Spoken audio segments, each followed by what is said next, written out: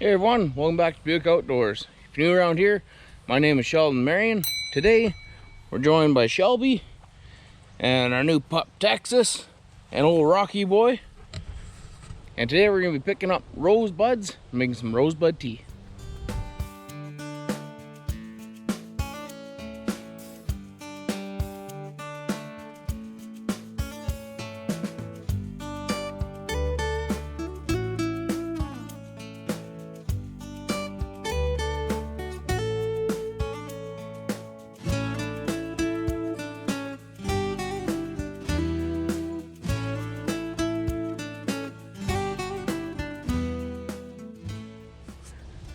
So the first thing that you gotta do when you're picking these rosebuds is you have to find roses that are basically what you want to call kind of organic. There's no pesticides, there's no herbicides or anything like that.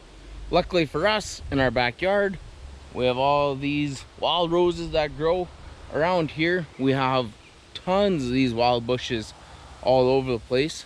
And right now, it's about the middle of June, so all of the roses, they're slowly starting to open up, but as you can see, there's a lot of these buds that aren't quite open yet, and that is what we're going to be going after. You can make rose petal tea, but we're not after rose petals today, we're after the rose buds. So we're out in the backyard picking all of our rosebuds from the wild roses, and then once we're all done here, we'll take them inside, get them dehydrated, and we'll start making some tea with them.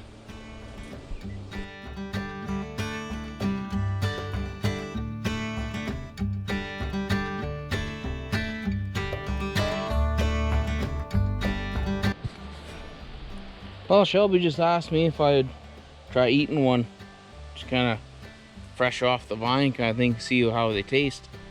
So we'll see what happens, compare this to a dry one, and then when we make tea, I'll tell you how the tea tastes too.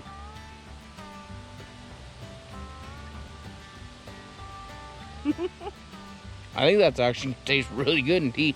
Really? Well, now I'm curious.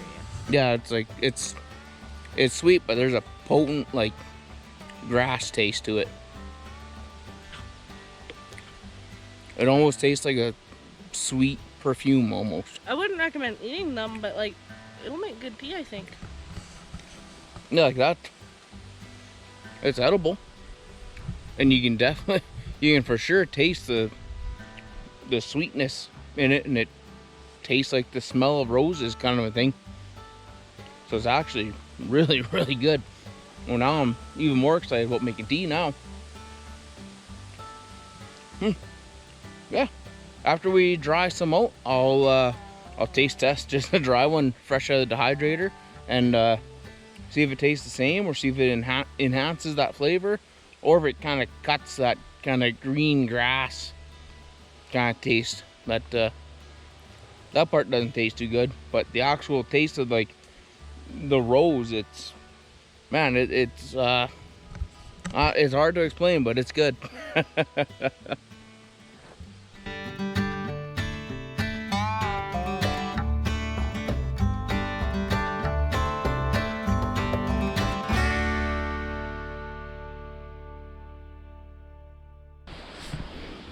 So when it comes time to doing pretty well any kind of berry picking, harvesting, foraging, whatever it is that you're doing, you have to be very mindful that you're not over harvesting. For us, you know, we're picking enough to where we can make a couple of cups of tea, and then also keep some in like a mason jar for use in the future. But really, we're not taking all overly too much. We're staying within our needs basically. And as you can see, you know, there's still a pile of roses in here. There's still a pile of rosebuds. And then that way too, it ensures that if we want to do this again next year, we'll come back in and there'll still be a pile of roses for us. Plus, on top of all that, come this fall, during about October, we like to pick the rose hips as well. So not only do we do rose buds in the spring, we do rose hips in the fall, and maybe this summer we'll do something with rose petals, who knows.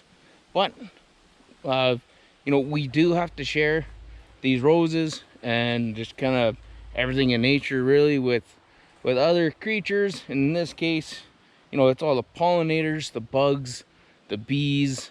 We got honeybees in here. We have little bumblebees. There's all these little bugs and little critters and caterpillars and whatever else. There is a ton of stuff that all use these roses, including ourselves. So just be mindful when you're out and really picking and harvesting anything, that it's not just you that enjoys it, it's you, other people, all the bugs, birds, whatever, right? So with that being said, I think we have enough rosebuds now, so we will see you guys in the kitchen. Well, we made her back inside here, and we got all of our rosebuds all sprawled out on the paper towel. And basically what we're going to be doing is we're going to transfer them all into the dehydrator, and then we're going to dehydrate them for at least overnight, but I'm not too sure how long. Some, like this one, will take a little bit longer than some of these other ones. So we're just going to kind of go by feel kind of a thing. So we'll get all these into the dehydrator, and then we'll turn it on. So we got everything loaded into the dehydrator here. We have about I don't know what you want to call that, 1 1/4 trays full. So now we're gonna put the lid on, and we're gonna plug her in, and we'll set her at about 95 Fahrenheit. That's what it says, recommended for herbs and spices. So we'll cook her at that, and yeah, we'll see how long it actually takes. For right now, it'll for sure be overnight. It might be 2 days. I don't really know, but we're gonna wait and see. Anyways, guys, yeah, we'll see you when all the rosebuds are nice and hydrated. Well, good morning, guys. So it's the next day, and we've had these rosebuds in here for roughly 13-14 hours here now. It smells amazing in here. It smells like a greenhouse full of roses. But we're gonna unplug it here, and we'll open up the lid, and we'll check her out, see what they look like.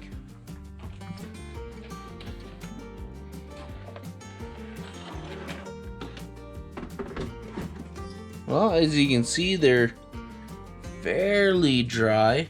They could definitely be dried a little bit more for preserving, but because we're just gonna make a cup of tea with it here today, we'll leave it at that for right now. If once we're done making tea, I'll probably throw the dehydrator back on for another, I don't know, maybe about another 12 hours or so, and then that way it'll actually preserve it. So I got 3 cups of water in my pot.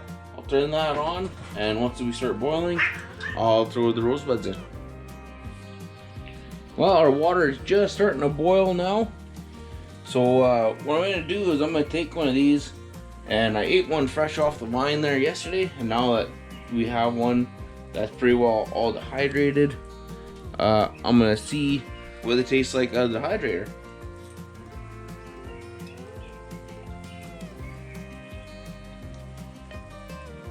It definitely knocked down that kind of grassy taste, and wow, that really strong rose flavor. Wow, that's actually really good. But time to make some tea. So I'm gonna turn this down slightly so it's more of a steep tea instead of a rolling boil.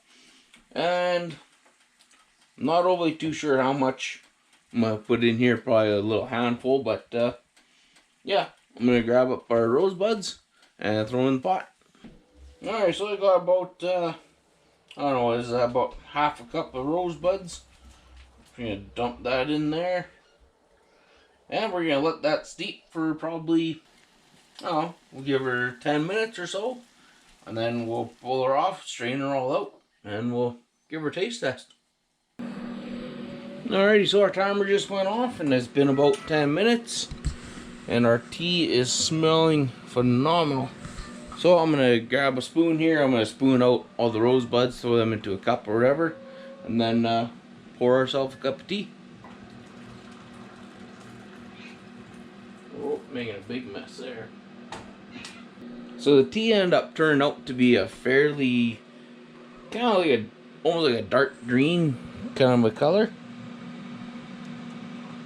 but we'll give her a taste, just kind of straight, see how it is.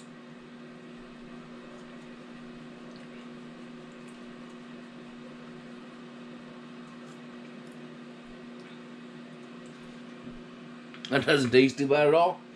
It tastes slightly like the smell of a rose, but it's more or less just like a really nice green tea. Yeah, that's really good. Definitely gonna make this one again for sure. But yeah, maybe what I'll do here is I'll throw in a little teaspoon of sugar, give that another taste test, and I bet you that'll make it even better. But I think that's all for this one. So if you guys enjoyed this video, make sure you like the video, leave us a comment or two, give this tea a go, and come back and tell us how it went for you. Subscribe to the channel, and I'll catch you on the next one.